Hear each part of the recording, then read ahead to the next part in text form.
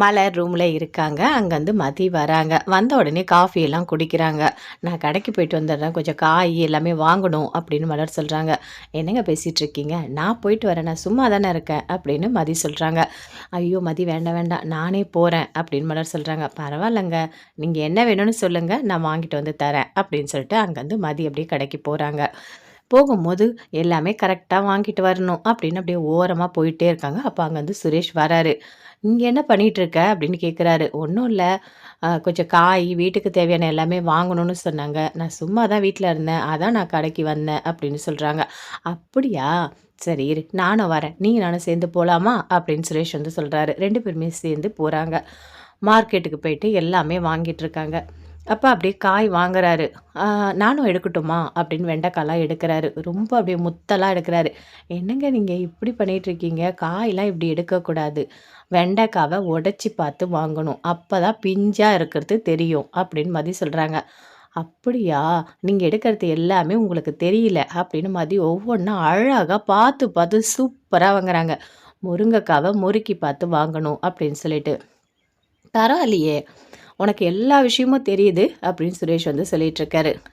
அப்படியே காய் அப்படியே தூக்கிட்டு வராங்க. ஐயோ நீ எதுக்கு தூக்குற, நானும் தானே உன் கூட இருக்கேன், கொடு நான் எடுத்துகிட்டு வரேன். இல்லைங்க இன்னும் கொஞ்சம் வாங்கணும், அங்கே கொஞ்சம் கறி வாங்கணும், எல்லாமே பண்ணணும் அப்படின்னு மதி சொல்கிறாங்க. மதி, நான் தான் உன் கூட இருக்கேன்ல, நான் உனக்கு ஹெல்ப் பண்ணுறேன் சரியா அப்படின்னு சொல்லிட்டு போகிறாரு. போயிட்டு அங்கே காய் அப்புறம் கறி எல்லாமே ஒன்று ஒன்றா பார்த்து பார்த்து வாங்கிட்டுருக்காங்க. மதி, உனக்கு ஒன்றுமே தெரியாதுன்னு நான் நினச்சேன், கடைசியில் உனக்கு எல்லாமே தெரியுது, சூப்பராக வாங்கிட்டுருக்க எல்லாமே நீ அப்படின்னு சுரேஷ் சொல்கிறாரு. இங்கே பாருங்க, எனக்கு எங்கள் அம்மா எல்லாமே ஒவ்வொரு விஷயமா சொல்லி சொல்லி கொடுத்துருக்காங்க.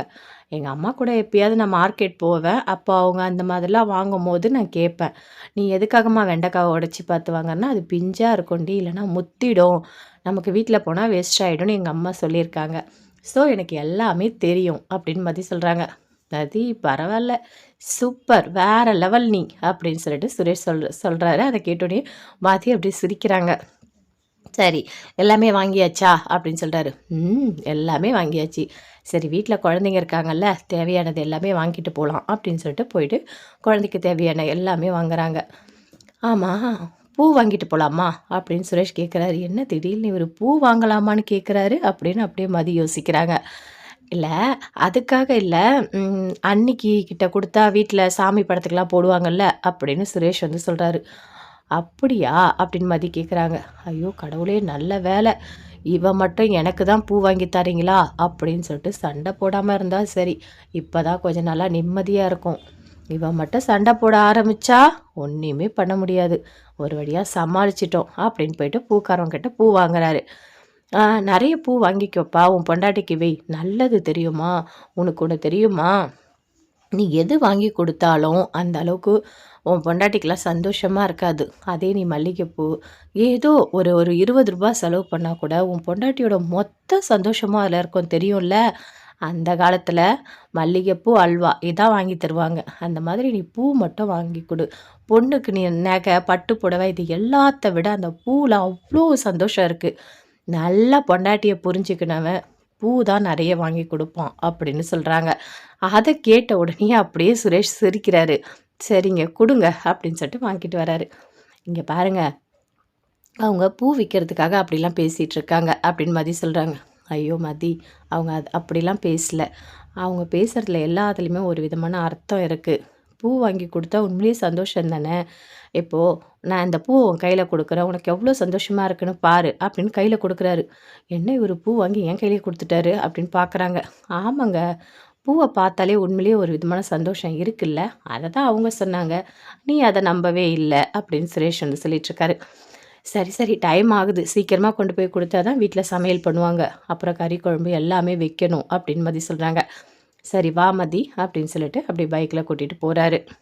ஐயோ என்னங்க, நான் உங்கள் கூட வரேன், ஆனால் உங்கள் அம்மா உங்கள் அப்பா 2 பேரும் வீட்டில் பார்த்தா திட்டுவாங்களே, என்ன தெரியுமா கேட்பாங்க, உன் பொண்டாட்டி பின்னாடியே நீ அலைஞ்சிட்ருக்கியா அப்படின்னு உங்களை பயங்கரமாக திட்டுவாங்களே, என்னை கொஞ்சம் தெரு முனையில் இறக்கி விட்டுறீங்களா, நான் நடந்தே வந்துடுறேன் அப்படின்னு மதி சொல்கிறாங்க.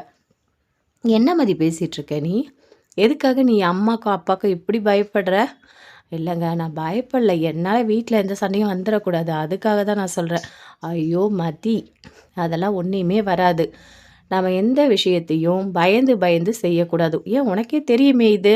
வா, நான் வர வழியில மதிய பார்த்தா நான் கூட்டிட்டு வந்தேன். அவ பேலன்ஸ் பண்ண முடியாம வெயிட் எடுத்துட்டு வந்தா அப்படின்னு சொல்லிட்டு நான் சொல்றேன். நீ வா. சும்மா பயந்துட்டுலாம் இருக்காத மதி. வா அப்படின்னு சொல்லிட்டு கூட்டிட்டு போறாரு. போன உடனே அப்படியே வெயிட்ட சுரேஷ் தூக்கிட்டு போறாரு. அப்படியே பார்க்குறாங்க லட்சுமி. அப்படியே ஆச்சரியமா, "டேய் சுரேஷ் என்னடா பண்ணிட்டு இருக்க?" அப்படின்னு கேட்குறாங்க லட்சுமி. ராகவனும் கேட்குறாரு, "என்னடா பண்ணிட்டு இருக்க?" அப்படின்னு சொல்லிட்டு. "ஒரே ஒரு நிமிஷம் இருங்க, நான் போய் சமையல் ரூம்ல வச்சுட்டு வந்துடுறேன்" அப்படின்னு போயிட்டு சமையல் ரூம்ல வச்சுட்டு வராரு. "என்னடா இது? ஏன்டா நீ காய் கடைக்கெல்லாம் போயிட்டு வர? எனக்கு அது புரியவே இல்ல. சுரேஷு நீ ஒரு போலீஸ் மாதிரியா நடந்துக்கிற?" அப்படின்னு லட்சுமி சொல்றாங்க. "அம்மா நான் போலீஸ் தான். நான் வர வழியில மதிய பார்த்தேன். அவ நெறைய பொருளெல்லாம் வாங்கிட்டு தூக்கிட்டு வந்தா. ரொம்ப கஷ்டப்படுறா மாதிரி இருந்தது. சரி நம்ம வீட்டுக்கு தானேன்னு சொல்லிட்டு அவள கூட்டிட்டு அத எடுத்துட்டு வந்தேன். இதுல என்னம்மா தப்பு இருக்கு?" அப்படின்னு சுரேஷ் கேட்குறாரு. "டேய் தப்பு இருக்குடா, தப்பு இருக்கு. நீ பொண்டாட்டியோட அந்த பேக்லாம் தூக்கிட்டு வரக்கூடாதுடா. அப்புறம் பொண்டாட்டி தாசன்னு சொல்லிட்டு இந்த ஊரே பேசும்." அப்படின்னு லட்சுமி சொல்றாங்க. "அம்மா ஊரே பேசுமா? இல்ல நீ பேசுவியா? கரெக்ட்டா சொல்லு." அப்படின்னு கேட்குறாரு. "டேய் என்னடா நீ என்ன இப்படி கேட்குற? நான் ஏன்டா பேசப் போறேன்?" "அப்போ ஊர்லாம் பேசாதம்மா. இங்க பாரு பொண்டாட்டிக்கு நல்லது பண்ணா நல்லது தான். ஒண்ணும் இல்ல. சரியா? எனக்கு கொஞ்சம் வேலை இருக்கு." அப்படின்னு அப்படியே சுரேஷ் உள்ள போறாரு. பாருங்க அவன் என்ன பண்ணிட்டு இருக்கான். அந்த மதிக்கு தேவையான எல்லா வேலையும் பண்ணிட்டு இருக்கான். ரொம்ப மாறிட்டாங்க சுரேஷு. மதி இன்டர்வியூ போனா இவன் தான் கூட்டிட்டு போறான். ஐய்யய்யோ! அப்பப்பப்பா! இவங்க 2 பேரும் எலியும் பாம்பும் மாதிரி சண்டை போட்டுட்டு இருந்தாங்க. இப்ப என்னடான்னா ஒண்ணா சேர்ந்துட்டாங்க. என்னால இத தாங்கிக்கவே முடியல அப்படின்னு லட்சுமி சொல்றாங்க. லட்சுமி, இப்போ அவங்க 2 பேரும் ஒண்ணா சேர்ந்தா உனக்கு என்ன பிரச்சனை? அப்படின்னு ராகவன் கேட்குறாரு. ஐயோ! இல்லங்க. அதெல்லாம் ஒண்ணும் இல்ல. அப்போ விடு இத அப்படியே. சரியா? அவன் பொண்டாட்டிக்கு அவன் செய்றான். விடு இதுக்கு மேல இத பத்தி பேசாத. சரியா? போய் வேல இருந்தா போய் பாரு. அப்படின்னு சொல்லிட்டு எழுந்து போறாரு. இந்த மனுஷங்கிட்ட நல்லதையும் சொல்ல முடியல, கெட்டதையும் சொல்ல முடியல. என்னைய போட்டு திட்டிட்டு போறாரு. ஐயோ! கடவுளே! சுரேஷு ஆனா நீ இந்த அளவுக்கு மாறுனது என்னால தாங்கிக்கவே முடியலடா டேய்! உன்ன நான் கஷ்டப்பட்டு பெத்து வளர்த்தா, நீ ஏன்டா இப்படிலாம் இருக்க? அப்படின்னு சொல்லிட்டு லட்சுமி அப்படியே டென்ஷனா போறாங்க. அப்படியே மலர் சிரிக்கிறாங்க இதெல்லாம் பார்த்துட்டு. "என்ன மதி என்ன? புருஷன உன் கைக்குள்ள போட்டுக்கிட்ட போல இருக்கு?" அப்படின்னு மலர் கேட்குறாங்க. "ஐயோ! அக்கா என்னக்கா பேசிட்டு இருக்கீங்க? அதெல்லாம் ஒண்ணும் இல்ல. நான் காய் உண்மையாவே வாங்க போனேன். அப்ப ஆப்போசிட்ல பார்த்தாரு. சரி வா நானும் வரேன்னு என் கூட வந்தாரு. ஆமா, நான் உன்ன காய், கறி எல்லாமே வாங்கிட்டு வர சொன்னேன். நீ என்ன மல்லிகை பூலாம் வாங்கிட்டு வந்திருக்க?" அப்படின்னு மலர் கேட்குறாங்க. "ஐயோ! அக்கா நான் வாங்கல. அவரு தான் வாங்கி குடுத்தாரு உங்ககிட்ட குடுக்க சொல்லி." "அப்படியா? என்கிட்ட குடுக்க சொன்னானா? இல்ல உன்ன வச்சுக்க சொன்னானா?" அப்படின்னு கேட்குறாங்க. "இல்ல, இல்ல. வீட்ல இருக்கவங்க எல்லாரும் வச்சுப்பாங்கன்னு சொன்னாரு." "ம். என்ன உங்களோட ரொமான்ஸ் ரொம்ப ஓவரா போயிட்டுருக்கு. பரவால்ல, பரவால்ல. இதுவும் நல்லா தான் இருக்கு. இங்க பாரு சுரேஷ்லாம் ரொம்ப ரொம்ப கோவக்காரன். எப்ப பார்த்தாலும் எதனா ஒண்ணுனா அப்படியே ரூடா பேசுவான், கத்துவான். ஆனா இப்பலாம் பாரு, ரொம்ப ரொம்ப நல்ல மனசா மாறிட்டே இருக்கு. இதெல்லாம் பார்க்கும்போது உண்மையாவே எனக்கு ரொம்ப சந்தோஷமா இருக்கு மதி. அவன் இப்படி இருந்தா தான் நல்லா இருக்கும் தெரியுமா? அப்படின்னு மலர் சொல்றாங்க. அதாங்க எனக்கும் ஒண்ணுமே புரியல. அவரு எனக்கு நெறைய ஹெல்ப் பண்றாரு. எல்லா வகையிலயும் வராரு. நான் இன்டர்வியூ அட்டெண்ட் பண்ண போம்போது கூட உனக்கு கண்டிப்பா ஜாப் கிடைச்சிரும். நீ நல்லா இருப்பன்னு சொல்றாரு. நெறைய மாற்றம் இருக்கு. வீட்ல கூட எப்ப பார்த்தாலும் அவன் ரூம்ல சண்டை போடுறதே கிடையாது. நான் தெரியாம அவர இடிச்சா கூட பரவால்ல மதி அப்படின்னு சொல்லிட்டு விட்டு குடுத்து போறாரு. எனக்கே ஒண்ணுமே புரியல அப்படின்னு மதி சொல்றாங்க. மதி உனக்கு புரியலையா? அவன் உன் மனசுல இடம் பிடிக்கிறதுக்கு என்ன பண்ணலான்னு சொல்லிட்டு பிளான் போட்டு எல்லாமே பண்ணிட்டு இருக்கான். வேற எந்த காரணமும் இல்ல அப்படின்னு மலர் சொல்றாங்க. உண்மையாவா? அப்படின்னு மதி கேட்குறாங்க. ஆமா மதி. எப்படியாவது உன் கூட சேர்ந்து வாழணும்.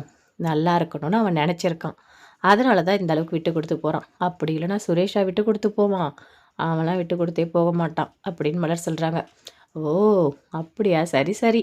இந்த மாற்றமும் நல்லா தான் இருக்கு. அப்படின்னு மதி சொல்லிட்டு அப்படியே போறாங்க ரூமுக்கு. அங்கேருந்து வராங்க லட்சுமி. "என்ன மலரு என்ன பண்ணிட்டுருக்க? எல்லாம் வாங்கிட்டியா?" அப்படின்னு கேட்குறாங்க. மதி இப்ப தான் எல்லாத்தையும் வாங்கிட்டு வந்தா. "இங்க பாரு மலரு, சுரேஷ் போய் எல்லாத்தையும் தூக்கிட்டு வரான். என்னால தாங்கிக்கவே முடியல தெரியுமா?" அப்படின்னு லட்சுமி சொல்றாங்க. "அத்தை இதில என்னத்த இருக்கு? மதி அவனோட ஒய்ஃபு. அவ கஷ்டப்படக்கூடாதுன்னு அவன் எடுத்துட்டு வந்திருக்கான். இதில தப்பு எதுவுமே இல்லையே அத்தை" அப்படின்னு மலர் சொல்றாங்க. "நீ என்ன மலரு, அவரு என்ன சொல்றாரோ அதே மாதிரி பேசிட்டு இருக்க?" அப்படிலாம் பண்ணக்கூடாது மலரு. ஒரு ஒரு இப்போ ஒருத்தவங்கன்னா வேலைக்கு போனா வரணும். அவ்வளோதான். இந்த பொண்டாட்டி பின்னாடி போறது, பை தூக்குறது இதெல்லாம் பண்ணக்கூடாது மலரு. அப்படின்னு லட்சுமி சொல்றாங்க. அத்தை நீங்க எந்த காலத்துல இருக்கீங்க அத்தை? இந்த காலத்துல அப்படிலாம் கிடையாது. புருஷனும் வேலைக்கு போகிறான், பொண்டாட்டியும் வேலைக்கு போகிறாங்க. 2 பேருமே விட்டு கொடுத்து செய்யணும். உன்னால முடியலனா நான் செய்றேன். என்னால முடியலனா நீ செய்ற. இதுதான் அத்த வாழ்க்கை. அத விட்டுட்டு ஈகோ பார்க்கக்கூடாது. நீ பெருசா, நான் பெருசான்னு சொல்லிட்டு. அப்பதான் அந்த குடும்பத்தில ஒரு ஒற்றுமை இருக்கும். நீங்க வேணா பாருங்களேன். இந்த 80 வயசு ஆயா, தாத்தா இவங்கலாம் போய் பார்த்தோன்னா, அவ்ளோ ஒத்துமையா இருப்பாங்க. அதுக்கு என்ன காரணம்னு நீங்க நினைக்கிறீங்க? விட்டு குடுத்து போனது மட்டும் தான். ஒரு ஒய்ஃப்க்கு உடம்பு சரியில்லனா, உடனே புருஷன் போயிட்டு டீ போட்டு, இந்தா குடி, டேப்லெட் போடு, அப்புறம் நான் டிஃபன் பண்றேன். அதுக்கப்புறம் அந்த உடம்பு சரியாயிடும். அந்த மாதிரி விட்டு குடுத்து போகணும். அத விட்டுட்டு நீ என்ன, நான் என்ன அப்படிலாம் இருக்கக்கூடாது அத்த. ஒரு ஃபீவர் வந்தா கூட உடனே ஹாஸ்பிட்டல் கூட்டிட்டு போணும். ஒண்ணும் பணம், காசு எல்லாரும் எதிர்பார்க்கல. ஒரு அன்பு, ஒரு பாசம். இத தான் எதிர்பார்த்துட்டு பொண்டாட்டிங்க எல்லாருமே இந்த உலகத்துல வாழ்ந்துட்டு இருக்காங்க அப்படின்னு மலர் சொல்றாங்க. "நீ என்ன மலரு, எனக்கு பெரிய பாடமே எடுத்துட்டு இருக்க" அப்படின்னு லட்சுமி சொல்றாங்க. "ஐயோ! அத்தை உங்களுக்கு நான் பாடம்லாம் எடுக்கல. நடக்கிறத தான் சொல்றேன். வேற ஒண்ணும் இல்ல" அப்படின்னு மலர் சொல்றாங்க. "சரி மலரு, நீ என்ன சமையல் பண்ண போற?" அப்படின்னு கேட்குறாங்க. "நான் அத்தை மட்டன் செய்ய போறேன், மீன் வறுக்க போறேன், மீன் குழம்பு வைக்க போறேன், ரசமும் வச்சிரு மலரு" அப்படின்னு சொல்றாங்க. சரிங்க அத்தை, நான் எல்லாமே பண்ணிடுறேன்" அப்படின்னு சொல்றாங்க. "சரி, சரி, சீக்கிரம் பண்ணு. எனக்கு கொஞ்சம் வேலை இருக்கு. நான் அப்படி போறேன்" அப்படின்னு லட்சுமி போறாங்க. இவங்க என்ன இப்படி பண்ணிட்டு இருக்காங்களோ தெரியலையே! ஒரு புள்ள, மருமக 2 பேரும் சேர்ந்து இருந்தா பார்த்து சந்தோஷப்படணும். அத விட்டுட்டு இவங்க ஏன் இப்படி பண்ணிட்டு இருக்காங்க? ஆனா இப்படிலாம் இருக்கவே கூடாது தெரியுமா? ஐயோ! கடவுளே! இவங்க நானும் பாக்கியராஜும் சேர்ந்து பேசினாலே இவங்களால தாங்கிக்க முடியாது. நான் எங்கேயாவது பாக்கியராஜ கூப்பிட்டாலும் இவங்க அப்படியே கோவப்படுவாங்க. இவங்களோட குணம்லாம் ஏன் இப்படி இருக்கு? அந்த காலத்து மனுஷங்க எல்லாம் இப்படி இருக்கணும்னு ஏதாவது ரூல்ஸா என்ன? அப்படிலாம் ஒண்ணுமே கிடையாது. எவ்வளோ பேர் நல்லவங்க இருக்காங்க. எனக்கு வந்திருக்க மாமியார் இப்படி இருக்காங்க. வேலை, வேலை, வேலை. இந்த வீட்ல இருக்க எல்லா வேலையும் செஞ்சே நான் கஷ்டப்படணும்னு என் தலையில எழுதியிருக்கு. பாக்கியராஜ நான் லவ் பண்ணி தான் கல்யாணம் பண்ணேன். ஆனா ரொம்ப ரொம்ப கஷ்டத்த அனுபவிச்சுட்ருக்கேன் அப்படின்னு சொல்லிட்டு மலர் மனசுக்குள்ளேயே நினைக்கிறாங்க. ரேவதி சமையல் ரூம்ல இருக்காங்க. அங்கேருந்து தங்கராஜ் வராரு. வந்த உடனே அப்படியே உட்காந்துட்டு இருக்கா. "ரேவதி இங்க வா" அப்படின்னு கூப்பிடுறாரு. ரேவதியும் வராங்க. "இன்னைக்கு என்ன டிஃபனு?" அப்படின்னு கேட்குறாரு. இட்லி, உங்களுக்கு தேவையான எல்லாமே பண்ணியிருக்கேங்க" அப்படின்னு சொல்றாங்க. "சரி, வீட்ல எல்லாருக்கும் என்ன பண்ணியிருக்க?" "நான் சிக்கன் குழம்பு வச்சிருக்கேங்க. மதியமா நான் மட்டன் பண்ணிடுவேன்" அப்படின்னு சொல்றாங்க. அப்படியே டென்ஷனா ஆவுறாரு தங்கராஜ். "ஐயோ கடவுளே! நம்மளால எதுவுமே சாப்பிட முடியலையே" அப்படின்னு சொல்லிட்டு. நம்மளால வாயெல்லாம் அடக்கவே முடியாது அப்படின்னு சொல்லிட்டு அப்படியே பார்த்துட்டுருக்காரு. "சரி, சரி, நீ இட்லிய வை. உங்களுக்கு என்னங்க சட்னி வைக்கவா?" "ஐயோ! சட்னிலாம் வேணாம், வேணாம், வேணாம், வேணாம். சர்க்கரை வைக்கவா?" "ஐயோ! அது சுகர் ஏறிடும். வேணாம், வேணாம், வேணாம். அதுவும் அதிகமா இருக்கு." "மிளகா பொடி?" "ஐய்யய்யோ! காரம் அதிகம். அதுவும் வேணாம்." "ஆ அப்ப என்னங்க பண்ண போறீங்க?" "நான் வெறும் இட்லி சாப்பிட்டுக்கிறேன்" அப்படின்னு சாப்பிடுறாரு. "அத்தை நீங்களும் சாப்பிடுங்க அத்தை" அப்படின்னு இட்லி வைக்கிறாங்க. அப்படியே லெக் பீஸ்லாம் போட்டு குழம்பெல்லாம் ஊத்துறாங்க. அப்படியே பார்க்குறாரு. வயிறு எரியுது. ஐயோ! கடவுளே! எல்லாரும் நல்லா சாப்பிடுறாங்களே! நான் மட்டும் இப்படி கஷ்டப்படுறேனே அப்படின்னு சொல்லிட்டு. "என்னடா, என்ன வெறும் இட்லி சாப்பிட்டுட்டு இருக்க?" அப்படின்னு அவங்க அம்மா கேட்குறாங்க. "அம்மா நான் என்னம்மா பண்ண முடியும்? எனக்கு சுகர் அதிகமா இருக்கு. சர்க்கரை சாப்பிட முடியாது. சட்னி சாப்பிட முடியல." "டேய் டாக்டர் என்ன சொன்னாங்களோ அத சாப்பிட்றா" அப்படின்னு அவங்க அம்மா சொல்றாங்க. "புரியுதும்மா. அவரு பச்சை காய்கறி இதெல்லாம் சாப்பிட சொல்றாரு. காலையில அதெல்லாம் சாப்பிட்டா ரொம்ப டென்ஷனா இருக்கும்மா. அதனால தாம்மா நான் இட்லி சாப்பிடுறேன்" அப்படின்னு சொல்லிட்டு சாப்பிடுறாரு. அவங்க பசங்களும் உட்காந்து சாப்பிட்றாங்க. "அம்மா எனக்கு இன்னொரு லெக் பீஸ் வைம்மா" அப்படின்னு அவங்க பையன் கேட்குறான். இன்னொன்னு வைக்கிறாங்க. ஆ அப்படியே சாப்பிட்றாங்க. அப்படியே பார்க்குறாரு. ஐயோ! லெக் பீஸா சாப்பிட்றாங்களே இட்லியோட சேர்த்து. கடவுளே! என்னால மட்டும் சாப்பிட முடியலையா அப்படின்னு சொல்லிட்டு அப்படியே ரொம்ப டென்ஷனா சாப்பிட்றாரு. "ஒரு இட்லி சாப்பிட்டு எனக்கு போதும்" அப்படின்னு சொல்றாரு. "டேய் என்னடா ஒரு இட்லி சாப்பிட்ற?" அப்படின்னு அவங்க அம்மா கேட்குறாங்க. ரேவதியும் கேட்குறாங்க. "இல்ல, இல்ல எனக்கு போதும். ஆ நான் வேற ஏதாவது ஜூஸ் ஏதாவது குடிச்சுக்கிறேன்" அப்படின்னு சொல்லிட்டு எழுந்து போறாரு. ஐயோ கடவுளே! அவரால தாங்க முடியல போல இருக்கு. எல்லாரும் சிக்கன் கறி, அப்புறம் அந்த இட்லிலாம் சாப்பிடுறது. நல்லா வாய் சாப்பிட்டு பழகுனவருல்ல, அப்படிதான் இருக்கும் போல இருக்கு. ஆனா இவருக்கு இதெல்லாம் தேவ தான். இன்னொருத்தவங்களுக்கு கெடுதல் நெனச்சா, அதுவே தான் திருப்பி நடக்கும். நாம நல்லது நெனச்சா நல்லது நடக்கும். ஆனா இவரு கெடுதல் மட்டும் தானே நெனைப்பாரு. எல்லாரும் கெட்டு போகணும். ரிப்போர்ட் வரும்போது ரேவதி, உனக்கு கண்டிப்பா ஏதாவது ப்ராப்ளம் வரும். உனக்கு ஏதாவது ப்ராப்ளம் இருக்குன்னு சொல்லிட்டு இருந்தாரு. ஆனா அப்படி நெனைக்கவே கூடாது. அது அவருக்கே திருப்பி கிடைச்சிடுச்சு. இப்ப அவருக்கு உடம்பு முடியாம, நல்ல சாப்பாடு கூட அவரால சாப்பிட முடியல. இதெல்லாம் நினைக்கும்போது கொஞ்சம் பாவமா தான் இருக்கு. ஆனா என்ன பண்ண முடியும்? அப்படின்னு சொல்லிட்டு ரேவதி மனசுக்குள்ளேயே சிரிச்சுட்டு அப்படியே உள்ள போறாங்க. அப்போ மலர், மதி 2 பேருமே பேசிட்டு இருக்கும்போது, "நம்ம ரேவதிக்கு ஃபோன் பண்ணலாமா?" அப்படின்னு சொல்றாங்க. "ஃபோன் பண்ணலாமே" அப்படின்னு சொல்லிட்டு ஃபோன் பண்றாங்க. ரேவதி பார்க்குறாங்க. சொல்லுங்க அண்ணி அப்படின்னு கேட்குறாங்க. ரேவதி நீ எப்படி இருக்க? நல்லா இருக்கியா? அப்படின்னு கேட்குறாங்க. அண்ணி நான் நல்லா இருக்கேன். சூப்பரா இருக்கேன். ஒரு பிரச்சனையும் இங்கே இல்ல அப்படின்னு சொல்றாங்க. அப்படியா? 2 பேரும் உன்ன நல்லா பார்த்துக்கிறாங்களா? உங்க மாமியாரும், உன்னோட வீட்டுக்காரும்? நல்லா பார்த்துக்கிறாங்க அண்ணி. அதெல்லாம் ஒரு பிரச்சனையும் இல்ல அப்படின்னு ரேவதி சொல்லிட்டுருக்காங்க. அவருக்கு தான் ஏதோ உடம்பு செக் பண்ணாங்க. அதில சுகர் எல்லாம் அதிகமா இருக்குன்னு சொல்லிட்டு சாப்பாடுலாம் ரொம்ப கண்ட்ரோலா இருக்காரு அப்படின்னு ரேவதி சொல்றாங்க. அப்படியா? தங்கராஜ் அண்ணனுக்கா? எல்லாமே ஏறி இருக்கா? என்ன இந்த வயசுல இப்படிலாம் ஆகுமா என்ன? அப்படின்னு மலர் கேட்குறாங்க. அதெல்லாம் ஒன்றும் இல்லை நீ அவர் நிறைய குடிக்கிறாரு. நைட்டில் குடிச்சு குடிச்சு அவருக்கு பெரிய தொப்பையே விழுந்திருக்கு. அதனால இந்த கொலஸ்ட்ராலு, சுகரு எல்லாமே அதிகமாக இருக்குது. அவரால் குடியை நிறுத்தவே முடியல. நைட்டெல்லாம் குடிச்சிட்டு எங்கெங்கேயோ போய் விழறாரு. அவரே எழுந்து போகிறாரு. நானும் எவ்வளவோ சொல்லி பார்த்துட்டேன். இங்கே பாருங்க கண்ட்ரோலாக குடிங்க. ரொம்ப குடிக்காதீங்க. கொஞ்சம் கொஞ்சமாக குறைச்சிக்கங்கன்னு சொல்லிட்டு. ஆனால் குடிக்கிறவங்க யாரும் நம்ம பேச்சை கேட்கவே மாட்டாங்க. அவங்க வச்சது தான் சட்டம். யார் பேச்சாவது கேட்டால் அவங்க கண்டிப்பாக நல்லா வருவாங்க. அவங்களோட அந்த குடி சரியாகும். ஆனால் அவங்களுக்கு அந்த எண்ணமே இருக்காது. இவங்க என்ன சொல்கிறது, நாம் என்ன கேட்கறது அப்படின்னு இருப்பாங்க. அப்படியாப்பட்டவங்கள நம்ம திருத்தவே முடியாது. அவங்களா அவங்கள சரி பண்ணிக்கிட்டா மட்டும்தான் உண்டு. அதனால் நானும் கேட்கறதில்ல அப்படின்ற சொல்கிறாங்க. ஆமா. தங்கராஜ் அண்ணன் நீ சொன்னா மட்டும் கேட்க போறாரா? நான் கேட்கலாம் மாட்டாரு. சரி விடு ரேவதி பார்த்துக்கலாம். அண்ணி இன்னைக்கு ஒரு காமெடி நடந்தது தெரியுமா? அப்படின்னு ரேவதி சொல்றாங்க. என்ன காமெடி? அப்படின்னு மலர் கேட்குறாங்க. இன்னைக்கு நான் சிக்கன் குழம்பு, இட்லி வச்சேன். பசங்க, அத்தை எல்லாரும் சாப்பிட்டுட்டு இருந்தாங்க. அவர் மட்டும் வெறும் இட்லி சாப்பிட்றாரு. ஏன் சட்னி வச்சுக்க வேண்டியதானே? ஐயோ சட்னிலாம் வேணாம் எனக்கு உடம்பு சரியில்லாமல் ஆகிடும்னு வெறும் இட்லி சாப்பிட்டு போகிறாரு. பார்க்கவே எனக்கே சிரிப்பாக இருக்குது அப்படின்னு ரேவதி சொல்கிறாங்க. சரி விடு ரேவதி நாம் என்ன பண்ண முடியும்? அவர் உடம்பு சரியாகணும்னா அவர் எல்லாமே சாப்பிடாம தான் இருக்கணும் அப்படின்னு சொல்லிட்டுருக்காங்க. சரி பார்த்துக்கோண்ணா அப்படின்னு சொல்லிட்டு ஃபோனை கட் பண்ணுறாங்க. என்னங்க என்ன பிரச்சனை அப்படின்னு மதி கேட்குறாங்க. அதுவா ஒன்றும் இல்லை. அங்கே சிக்கன் குழம்பு எல்லாம் வைக்கிறாங்களாம். ஆனால் தங்கராஜ் அண்ணனால் சாப்பிட முடியலையா? ஏன் அவருக்கு ஏதோ செக் பண்ணாங்களாம். உடம்புல சுகர் எல்லாம் அதிகமாக இருக்கான் அதனால். அப்படியா? சரி சரி. ஆமாம் அவங்க எப்படி இருக்காங்க? நல்லா இருக்கா ரேவதி. ஒரு பிரச்சனையும் இல்லை அப்படின்னு சொல்லிட்டு மலர் சொல்கிறாங்க. பரவாயில்ல. அவங்க நல்லா இருந்தாலே போதும். அவங்க இங்கேருந்து போகும்போது உண்மையாகவே எனக்கு ரொம்ப கஷ்டமாக இருந்தது தெரியுமா? அவங்க வீட்டில் இருக்கும்போது சந்தோஷமாக இருந்தது. அவங்க வீடே ஒரு மாதிரி கலகலன்னு இருந்த மாதிரி இருக்குது அப்படின்னு சொல்லிட்டு மதி சொல்கிறாங்க. சரி மதி நான் எனக்கு கொஞ்சம் ஹெல்ப் மட்டும் பண்ணுறியா அப்படின்னு மதிக்கிட்ட மலர் சொல்கிறாங்க. சொல்லுங்கள் என்ன பண்ணணும்? எனக்கு கொஞ்சோண்டு இந்த வெங்காயம், இந்த தக்காளி, பூண்டு இதெல்லாம் மட்டும் கொஞ்சம் உரித்து கொடுத்துரு. நான் கடகடன்னு சமையல் பண்ணிடுறேன் அப்படின்னு சொல்கிறாங்க. கண்டிப்பாக பண்ணுறேங்க. அதை விட எனக்கு என்ன வேலை இருக்குது அப்படின்னு சொல்லிட்டு எல்லா வேலையும் சூப்பராக பண்ணி கொடுக்குறாங்க. அங்கே வந்து அப்படியே லட்சுமி பார்க்குறாங்க. ஐயோ இவளுக்கு 2 பேரும் எவ்வளோ ஒத்துமையாக இருக்காளுங்க. பார்க்கும்போதே அப்படியே வயிறு எரியுது. அக்கா தங்கச்சிங்க கூட இவ்வளோ ஒத்துமையாக இருக்க மாட்டாங்க போல இருக்குது. 2 பேரும் 2 மருமக ஆப்போசிட்டாக இருப்பாங்க. சண்டை போட்டுப்பாங்கன்னு பார்த்தா அப்படி கொஞ்சம் கொஞ்சம் பேசிக்கிறாளுங்க. நான் போனால் பேசுகிறதையும் நிறுத்திடுறாளுங்க. ஏன் தான் இவளுங்க இப்படி இருக்காளுங்களோ தெரியல. ஆனால் மலர் இவ்வளோ பாசத்தை வைக்கக்கூடாது. இதெல்லாம் ரொம்ப ஓவரு அப்படின்னு சொல்லிட்டு லட்சுமி அப்படியே மனசுக்குள்ளேயே நினைக்கிறாங்க.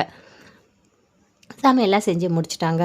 முடிச்சிட்டோன்னே சரிங்க எனக்கு கொஞ்சம் வேலை இருக்குது. நான் வேறு அந்த இன்டர்வியூ அட்டன் பண்ணல அங்கேருந்து ஃபோன் பண்ணுறேன்னு சொல்லியிருக்காங்க. ஒரு வேளை அவங்க கூப்பிட்டாலும் கூப்பிடுவாங்க. நான் போய் மெயில் செக் பண்ணிவிட்டு வரேன் அப்படின்னு மதி சொல்கிறாங்க. சரி நீ போ மதி அப்படின்னு மலர் சொல்கிறாங்க. அங்கேருந்து போகிறாங்க. லேப்டாப் எடுக்கிறாங்க. எடுத்துகிட்டு அப்ளிகேஷன் போட்ட இடத்தெல்லாம் பார்க்குறாங்க. எங்கேயாவது அந்த மெயில் வந்திருக்கா? யாராவது வந்துட்டு இன்டர்வியூ அட்டன் பண்ண கூப்பிடுறாங்களா? இல்லை இன்டர்வியூ அட்டன் பண்ண இடத்துல ஜாப் வந்து ஏதாவது வர சொல்லியிருக்காங்கன்னு எல்லாமே செக் பண்ணிகிட்ருக்காங்க. அங்கே வந்து சுரேஷ் வராரு. என்ன எனி டைம் லேப்டாப்பே வச்சிட்ருக்க? என்ன நீ ஒரு இடத்துல இன்டர்வியூ அட்டன் பண்ண போனேன் என்ன ஆச்சு அப்படின்னு கேட்குறாரு. ஓகே தாங்க. ஆனால் வந்துட்டு அவங்க மெயில் அனுப்புகிறேன்னு சொல்லியிருக்காங்க. அதான் செக் பண்ணிகிட்ருக்கேன். இங்கே பாரு மதி உனக்கு கண்டிப்பாக வேலை கிடச்சிரும். நீ கவலையே படாத சரியா? ஏன்னா உங்ககிட்ட நிறைய டேலண்ட் இருக்குது. அந்த டேலண்ட் இருந்தாலே போதும்.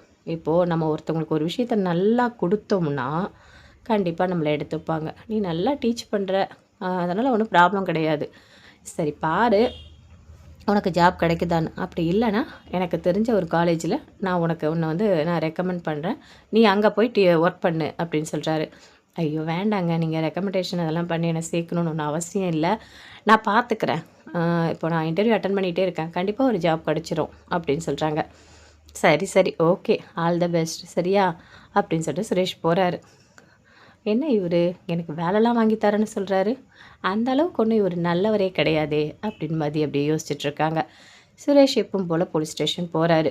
போன உடனே ரொம்ப ஒரு மாதிரி சைலண்ட்டாக அமைதியாக எல்லாமே பேசிகிட்ருக்காரு. அங்கேருந்து நிறைய பேர் வராங்க. அவங்கவுங்க ப்ராப்ளத்தை சொல்கிறாங்க, கம்ப்ளைண்ட் கொடுக்குறாங்க. அது எல்லாமே சாஃப்டாக ஹேண்டில் பண்ணுறாரு. அங்கே ஒரு போலீஸ் அப்படியே பார்க்குறாங்க. என்ன இவர் இவ்வளோ சாஃப்டாக ஹேண்டில் பண்ணுறாரு, எப்போவுமே கத்துவார், ஒரு மாதிரி பேசுவார், ரொம்ப ரொம்ப சாஃப்டாக இருக்க மாதிரி இருக்கே அப்படின்னு சொல்லிட்டு அப்படியே பார்க்குறாரு. அங்கேருந்து சுரேஷ் வெளியே வந்தோடனே, என்ன சார் நீங்கள் இப்படிலாம் இருந்ததே கிடையாதே, எப்போவுமே யார் வந்தாலும் ரூடாக பேசுவீங்க, ஆனால் இப்போ எல்லாமே ரொம்ப சைலண்ட்டாக இருக்கீங்க, எப்படி அது அப்படின்னு கேட்குறாங்க. அதெல்லாம் ஒன்றும் இல்லையே, நான் எப்பவும் போல் தானே இருக்கேன் அப்படின்னு சுரேஷ் சொல்கிறாரு. அப்படியா, எனக்கு என்னவோ மாற்றமாக தெரியுது அப்படின்னு சொல்கிறாங்க. சரி ஓகே, எனக்கு கொஞ்சம் வேலை இருக்குது அப்படின்னு சுரேஷ் அப்படி வெளியே வராரு. வந்த உடனே யோசிக்கிறாரு, என்ன இவங்க இப்படி சொல்லிகிட்ருக்காங்க, நான் உண்மையிலேயே மாறிட்டேன்னா என்ன, ஒன்றுமே புரியலையே. ஆமாம், நான் பேசுகிறதுலாம் சாஃப்டாக தானே இருக்குது, மதிக்கிட்ட கூட நான் சாஃப்டாக தான் நடந்துக்கிறேன், என்ன காரணம்னு எனக்கே தெரியல.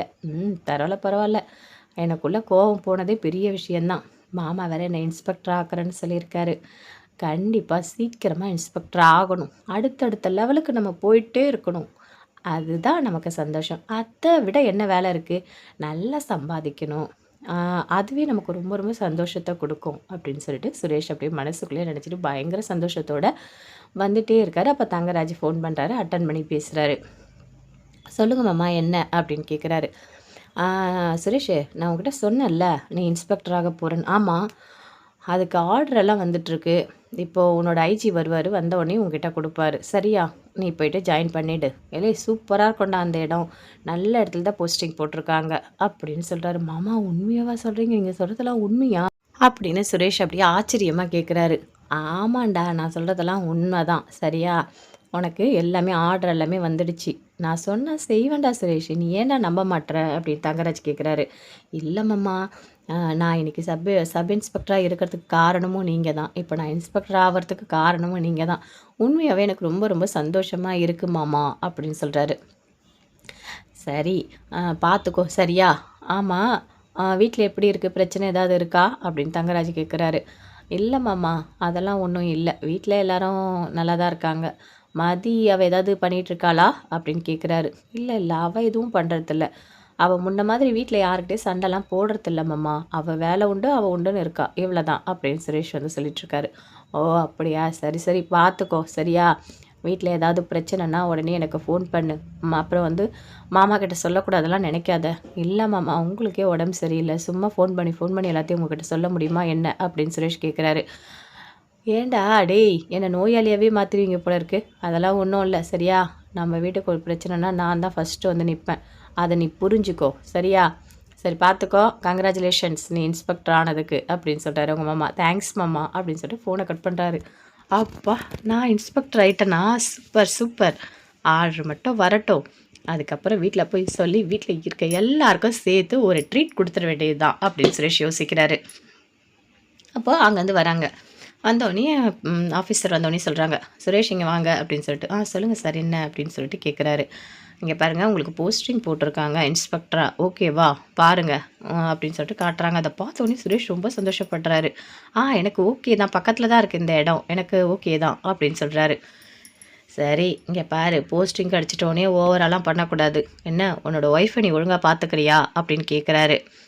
நல்லா தான் பார்த்துக்கிறேன், ஒய்ஃபை நல்லா பார்த்துக்கணும், சரியா? அது ரொம்ப ரொம்ப முக்கியம்.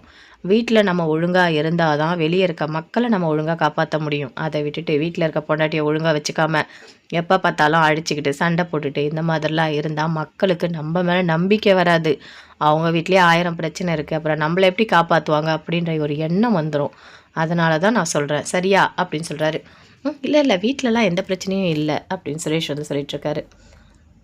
பிரச்சனை இல்லைன்றதை விட இருக்கக்கூடாது, அதுதான் நல்லது, சரியா? அடுத்தடுத்த போஸ்டிங் நீ போயிட்டே இருக்க, ஸோ நல்லா பார்த்துக்கோ. ஒருத்தரோட பேர் மட்டும் கெட்டு போகக்கூடாது, அப்படி கெட்டு போச்சுன்னா நல்ல பேரை கொண்டு வரவே முடியாது, அது ரொம்ப ரொம்ப ரொம்ப கஷ்டம். அமைதியாக இருக்கவங்க கூட நல்ல பேர் ஈஸியாக கொஞ்சம் கொஞ்சமாக எடுத்துடலாம், ஆனால் கெட்ட பேர் மட்டும் எடுக்கவே கூடாது, அது எப்போவுமே மாற்ற முடியாது அப்படின்னு சொல்கிறாரு அந்த போலீஸ். ஓகே, கண்டிப்பாக நான் எல்லாமே நல்லா தான் பண்ணுவேன் அப்படின்னு சுரேஷ் வந்து சொல்கிறாரு. ஓகே, நாளைக்கு இல்லை நாளைக்கு நீங்கள் ஜாயின் பண்ணுற மாதிரி இருக்கும் அப்படின்னு சொல்கிறாரு.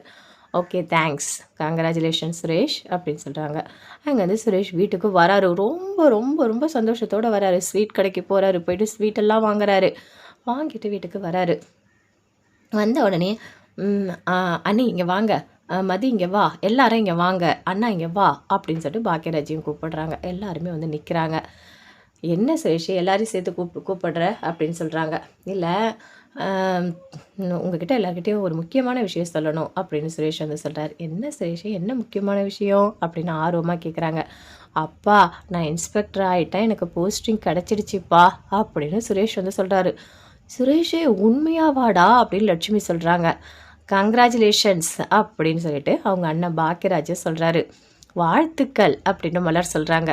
கங்க்ராச்சுலேஷன்ஸ் அப்படின்னு சொல்லிட்டு மதி சொல்கிறாங்க. ஓகே ஓகே உங்களோட விஷஸ்க்கு எல்லாத்துக்குமே எனக்கு தேங்க்ஸ்.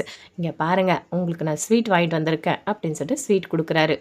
இங்கே பாருடா இன்னும் நல்லா மேலே மேலே மேலே மேலே நீ போகணும்டா, நிறைய பெரிய பெரிய ஆஃபீஸராக நீ ஆகணும்டா, நீ ஆவாடா, அம்மாவோட அப்பாவோட ஆசீர்வாதம் உனக்கு எப்போவுமே இருக்குடா அப்படின்னு உங்கள் அப்பா சொல்கிறாரு.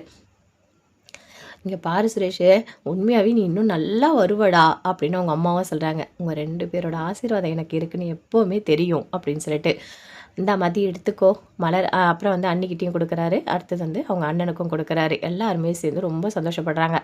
டே என்னடா இன்ஸ்பெக்டரா இனிமே பரவாயில்ல பரவாயில்ல அடுத்தடுத்து எல்லாமே நல்லா வரும்டா உனக்கு அப்படின்னு சொல்லிட்டு எல்லாருமே சேர்ந்து விஷ் பண்ணுறாங்க. ரொம்ப ரொம்ப சந்தோஷப்படுறாரு சுரேஷ். அவ்வளோ சந்தோஷமாக இருக்கார். இங்கே பாருடா எல்லாரை விட மாதிரி நாங்கள் கிடையாது. ஒரு பிள்ளைய நல்லா படிக்க வச்சோம், ஒரு கவர்மெண்ட் வேலை வாங்கி கொடுத்தோம். அதே மாதிரி நீ அதில் நல்லா பெரிய ஆளாக வரது எங்களுக்கு உண்மையாகவே பெருமை தான். இப்போ பாரு பாக்கியராஜி ஒரு மேனேஜராக இருக்கான், இப்போ நீ இன்ஸ்பெக்டராக இருக்க, இதெல்லாம் எங்களுக்கு எவ்வளோ பெருமை தெரியுமா அப்படின்னு அவங்க அம்மா அப்பா 2 பேருமே சொல்கிறாங்க. சரி சரி சரி நான் உள்ளே போகிறேன் அப்படின்னு சொல்லி சுரேஷ் வந்து அப்படி உள்ளே போகிறாரு. மலர் பாக்கியராஜ் 2 பேருமே ரூமில் இருக்காங்க, பேசிகிட்டு இருக்காங்க. என்னங்க சுரேஷ் இன்ஸ்பெக்டர் ஆனது உண்மையாகவே சந்தோஷமாக தானே இருக்குது, நம்ம உடனே ரேவதிக்கு ஃபோன் பண்ணி சொல்லலாமா அப்படின்னு சொல்கிறாங்க. ஃபோன் பண்ணு அப்படின்னு சொல்லிட்டு பாக்கியராஜ் சொல்கிறாரு. ஃபோன் பண்ண உடனே அப்படியே அட்டன் பண்ணி பேசுகிறாங்க ரேவதி. சொல்லுங்கள் அண்ணி அப்படின்னு சொல்லிட்டு, உனக்கு ஒன்று தெரியுமா சுரேஷ் இன்ஸ்பெக்டர் ஆகிட்டான் அப்படின்னு சொல்கிறாங்க. ஐயோ உண்மையாவா என் தம்பியா, சூப்பர், அவன் நல்லா இருக்கணும் அப்படின்னு ரேவதி சொல்கிறாங்க. அது சொல்கிறதுக்கு தான் ரேவதி நான் ஃபோன் பண்ணேன். அவன் நிறைய மாறி இருக்கான் தெரியுமா, மதியம் நல்லா பார்த்துக்கிறான், காய் வாங்க போனால் கூட போய் கூட கூட்டிகிட்டு வரான், பூ வாங்கி தரான், ரொம்ப நல்லா தான் பார்த்துக்கிறான், அவனோட மனசு கொஞ்சம் கொஞ்சமாக மாறி இருக்கு அப்படின்னு சொல்லிட்டு மலர் சொல்கிறாங்க. அண்ணி நல்லது தானே அண்ணி, அவன் மாறினா சேர்ந்து வாழ்ந்து ஒரு குழந்தெல்லாம் பிறந்தா நல்லா தானே இருக்கும் அப்படின்னு சொல்லிட்டு ரேவதி சொல்கிறாங்க. சீக்கிரமாகவே நடக்கும் ரேவதி அப்படின்னு 2 பேருமே சிரிக்கிறாங்க. சரி கூட நான் கொஞ்ச நேரம் பேசுகிறேன் அப்படின்னு பாக்கியராஜ் வாங்கி பேசுகிறாரு. ரேவதி பரவாயில்லையா நல்லா இருக்கியாங்க, ஒரு பிரச்சனையும் இல்லைல்ல, அவர் உன்னை நல்லா தானே பார்த்துக்கிறாரு அப்படின்னு கேட்குறாரு. அண்ணே அதெல்லாம் ஒரு பிரச்சனையும் இல்லைண்ணே, அவர் நல்லா தான் என்னை பார்த்துக்கிறாரு அப்படின்னு ரேவதி சொல்கிறாங்க. சரி ரேவதி நான் அப்படின்னு சொல்லிட்டு ஃபோனை கட் பண்ணுறாங்க. ரேவதி அப்படி சந்தோஷமாக வராங்க. அப்படி தங்கராஜ் பார்க்குறாரு. என்ன இவ இவ்வளோ சந்தோஷமாக இருக்கா, இவ இவ்வளோ சந்தோஷமாக இருந்தால் ஏதோ ஒன்று நடக்குதுன்னு அர்த்தமாச்சே. சரி நம்ம அவகிட்ட கேட்போம், அவளே சொல்கிறாளான்னு பார்க்கலாம் அப்படின்னு இப்படி தங்கராஜ் கிட்ட போகிறாரு. என்ன ரேவதி ரொம்ப நீ சந்தோஷமாக இருக்கா மாதிரி இருக்குது அப்படின்னு கேட்குறாரு. அதுவாங்க சுரேஷ் இன்ஸ்பெக்டர் ஆகிட்டானா, போஸ்டிங் வந்திருக்குன்னு சொன்னாங்க அதான் அப்படின்னு ரேவதி சொல்கிறாங்க. அப்படியா, அவன் இன்ஸ்பெக்டர் ஆனான்னு உனக்கு தெரியும், அதுக்கு யார் காரணம்னு உனக்கு தெரியுமா அப்படின்னு தங்கராஜ் கேட்குறாரு. யாருங்க, நான் தான் காரணம், நான் தான் ரெக்கமெண்ட் பண்ணி சுரேஷ்க்கு வந்து இந்த மாதிரி போஸ்டிங் வாங்கி கொடுத்தேன் அப்படின்னு சொல்கிறாரு. உண்மையாவா, நீங்களா அப்படின்னு கேட்குறாங்க ரேவதி. ஆமாம் ரேவதி, அது ஒரு சுரேஷ் எனக்கு ரொம்ப பிடிக்கும், அதனால் அவன் நல்லா இருக்கணும்னு நான் நினைக்கிறேன் அப்படின்னு தங்கராஜ் சொல்கிறாரு. தேங்க்ஸுங்க, அவன் நல்லா இருந்தாலே போதும் அப்படின்னு ரேவதி சொல்கிறாங்க. பாத்தியா உன்னோட குடும்பத்தை நான் என்னோட குடும்பமாக நினைக்கிறேன், நான் எவ்வளோ நல்லது பண்ணுறேன்னு பாரு ரேவதி, ஆனால் நீ மட்டும் ஏன் இப்படி இருக்க, இங்கே நடக்கிற எல்லாத்தையும் ஃபோன் பண்ணி உங்கள் வீட்டுக்கு சொல்கிறேன், இனிமேல் அப்படிலாம் சொல்லக்கூடாது அப்படின்னு தங்கராஜ் சொல்கிறார். என்னங்க நான் அப்படிலாம் சொல்கிறது இல்லைங்க அப்படின்னு சொல்கிறாங்க. சரி சரி பார்த்துக்கோ சரியா அப்படின்னு தங்கராஜ் அங்கேருந்து அப்படியே போகிறாரு. அப்போது சுரேஷ்க்கு வேலை கிடைக்கிறதுக்கு காரணமே என் வீட்டுக்காரர் தானா அப்படின்னு சொல்லிட்டு அவங்களும் ஒரு பக்கம் அங்கேருந்து போகிறாங்க. சுரேஷ் ரூமுக்கு வராரு. அங்கே மதி இருக்காங்க.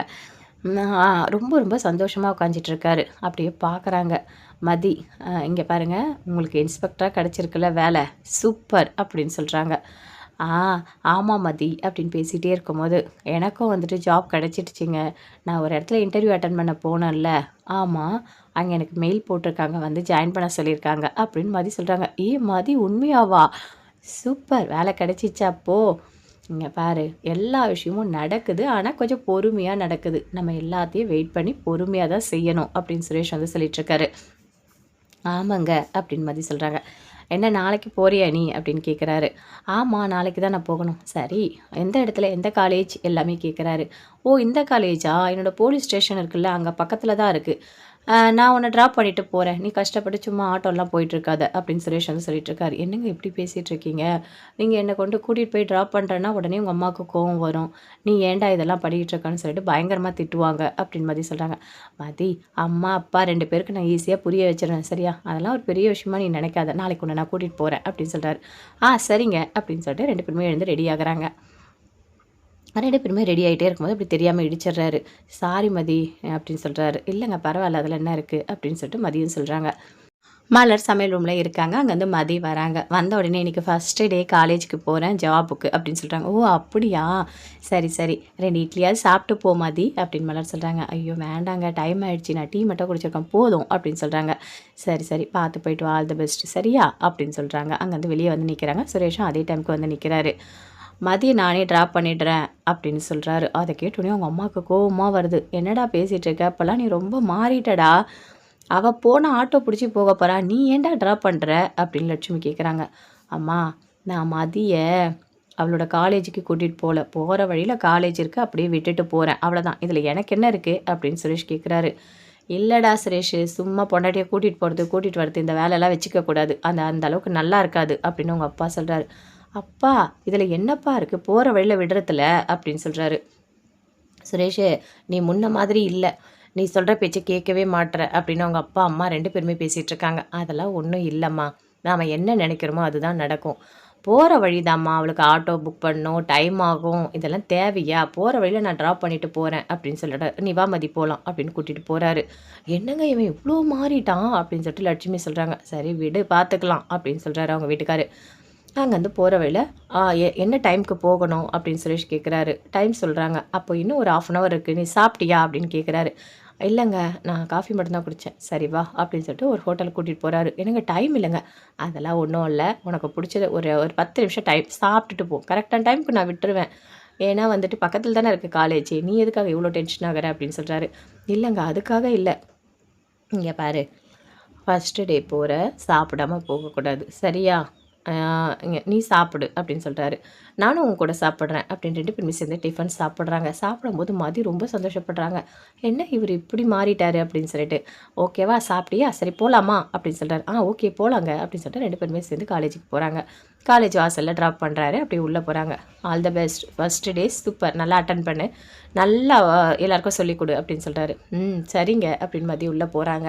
அப்படியே சுரேஷும் போகிறாரு. அப்போ மதி நடந்து போகும்போது அப்படியே காலேஜை பார்க்குறாங்க. பார்க்கும்போது யோசிக்கிறாங்க. என்ன இவர் டிஃபனெல்லாம் வாங்கி கொடுத்து கூட்டிகிட்டு வந்து விட்டுட்டு போகிறாரு. ரொம்ப ரொம்ப மாறிட்டார் அப்படின்னு சொல்லிட்டு யோசிச்சுட்டு சந்தோஷமாக போகிறாங்க. சுரேஷ் நினைக்கிறாரு மதி காலேஜுக்கு போயிட்டா இனிமேல் அவள் சந்தோஷமாக இருப்பாள். வீட்டில் அடிக்கடி அவள் கோவப்படவே மாட்டாள். அவளுக்கு பிடிச்ச ஜாப் கிடச்சிடுச்சு அப்படின்னு சொல்லிட்டு சுரேஷ் யோசிக்கிறாரு. இனிமே எப்படியாவது மதியோட மனசை கொஞ்சம் கொஞ்சமாக மாற்றணும் மதிக்கு பிடிச்ச மாதிரி நடந்துக்கணும் அப்படின்னு சொல்லிட்டு சுரேஷ் அப்படியே யோசிச்சுட்டு அங்கேருந்து போகிறாரு. எப்பவும் போல் உள்ளே போகிறாங்க. காலேஜை சுற்றி பார்க்குறாங்க. சூப்பராக இருக்குது காலேஜ் நல்லா இருக்குது காலேஜ் இந்த காலேஜில் தான் நம்ம சொல்லிக் கொடுக்க போகிறோமா அப்படின்னு சொல்லிட்டு அப்படியே உள்ளே போகிறாங்க. ரிசப்ஷனில் வெயிட் பண்ணுறாங்க. நீங்கள் இந்த கிளாஸ்க்கு போங்க அப்படின்னு சொல்கிறாங்க. ஓகே அப்படின்னு சொல்லிட்டு அங்கேருந்து கிளாஸ் ரூமுக்குள்ளே போகிறாங்க. சுற்றி அப்படியே பார்க்குறாங்க. எல்லா ஸ்டூடெண்ட்டும் இருக்காங்க. குட் மார்னிங் அப்படின்னு சொல்கிறாங்க. ஓகே அப்படின்னு சொல்லிட்டு போய் பேசுகிறாங்க. இங்கே பாருங்கள் நான் தான் இன்னைக்கு ஃபஸ்ட்டு டே வந்து எல்லாரும் உங்களோட நேமை சொல்லுங்கள் அப்படின்னு மதி சொல்கிறாங்க.